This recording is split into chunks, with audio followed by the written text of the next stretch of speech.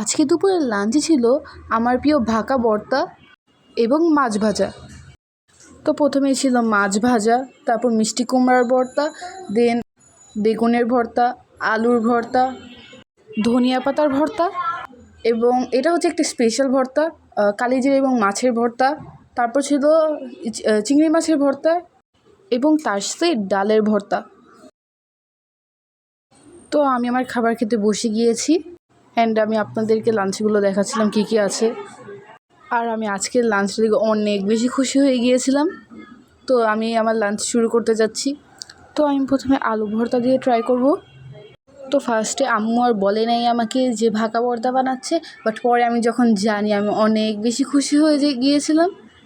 আর আসলে অনেক বেশি মজা হয়েছে। তো এরপরে আমি শুটকির ভর্তা ট্রাই করছিলাম। আর শুটকির ভর্তা তো সবারই ফেভারিট।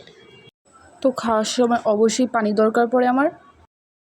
আর আমার ভাই সাইড থেকে এসে দেখছিল আমি কী করছি এখানে বসে বসে। তো এরপর আমি বেগুনের ভর্তা ট্রাই করছি। আর বেগুনের ভর্তা আমি প্রথমে ভালো মতন মাখিয়ে নিয়েছি ভাকার সাথে, আর তার সাথে আলু ভর্তাও নিয়েছি আমি। আর টেস্টটা জাস্ট অসাম ছিল।